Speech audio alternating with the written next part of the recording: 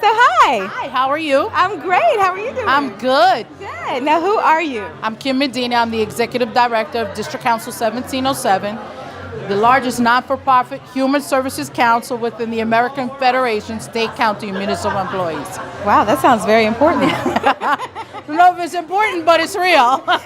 And I heard your speech. It sounds like you got a lot accomplished this year. Yes, we have. We've been blessed. God is good. Our membership supports us. We have respect in the city and in the state, and that's what's important when you're in labor. That the working class believe in you and believe in the movement. Yeah. And despite Janice versus AFSCME, we're prevailing. Each year, these holiday parties are getting larger and larger. Next year, we're going to have to go outside to an outside venue. Wow. So, Yeah, because I heard last year you had like 7. yeah, it was about 700 people walk through the door.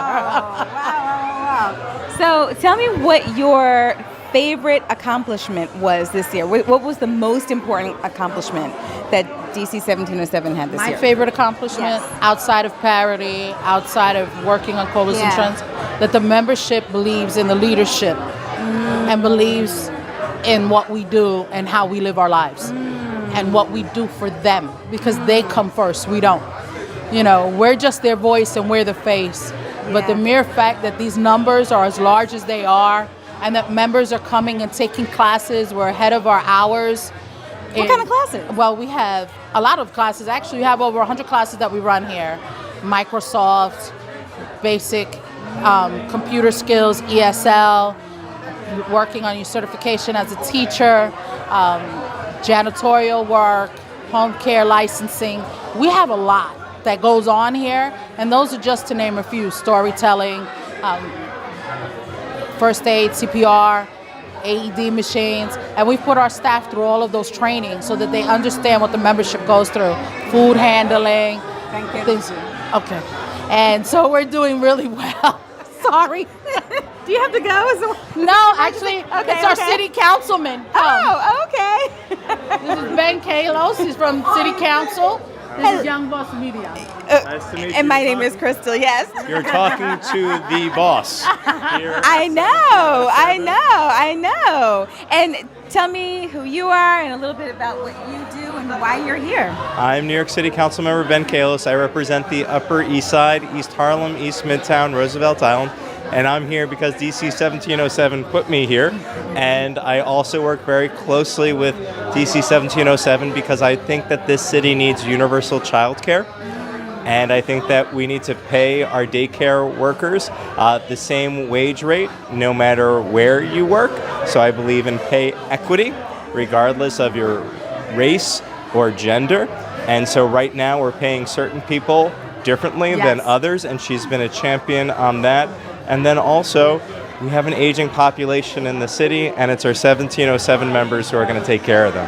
At the end of the day, they're helping us from cradle to grave. Yes. Right, and somebody needs to take care of them. Yes. I mean, isn't that insane? Yeah. That the people that are taking care of people The are not services, being yeah. taken care of? That's like, You know, because we're human services, yeah. society has the misconception that we're a dime a dozen and uneducated people, but in these fields, in home care, social services, with foster care, mental health, direct care workers who work with the people with developmental disabilities, Head Start, child daycare, it's no longer that. They have to be schooled. They have to get an education. They have to have a degree. They have more than a high school diploma, and they have to be sensitive to the needs of people that are less fortunate than them. Yeah, I think that's probably the most important element. It is literally some of the hardest work. My mother worked with special needs Oh, so you children. understand. Yeah, I mean she got hurt. Yeah. Kicked. Her foot was broken. Her ankle was broken. Yeah. I was a direct care worker for 30 years before I ran for this position. Yeah. People don't realize that somebody's going to take care of your family. The median salary in 1707 is $21,000 to $30,000 a year. I have home care workers who are either living in a shelter or renting rooms. And I have full families, and they're struggling every day to get by, and they don't give up on their job, and they don't give up on the union. So us pushing with the city council and with the city speaker who has announced that he's going to announce the pay parity, That's monumental. Our home care workers, because of the councilman, has gotten the extra money out of the city for us. We're working. A lot of our money comes from the federal government and from the state, but we're here, we're working, and we care and we count, and we're proud of what we do. Thank you. Thank you both. And what do you mean getting the extra money out of the city? What did you do to make sort of that happen, and what is it?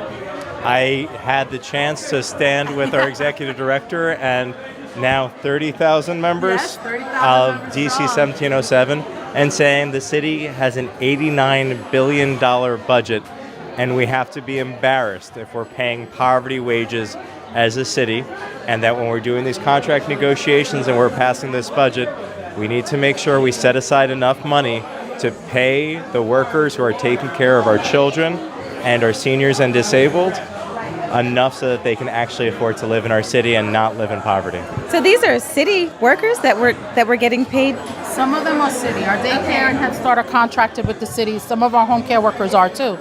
But it's also, the city gives line budgets to those areas. Oh, So, and they also do, for Head Start, it's federally funded money, so it comes through ACS.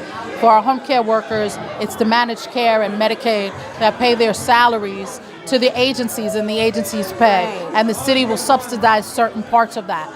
For our direct care workers, it's all federal money. So we could go on, there's a list, Yeah. but I can tell you how dedicated Councilman Kallos is, that it doesn't matter whether it comes out of the city or not.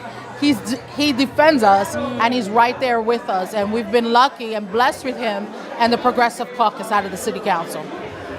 Well, thank you both. Thank you both. I mean, I don't want to take up all your time. I think you should have fun at the party. Get some food, get a drink. Thank you. You got it. Okay. Bye.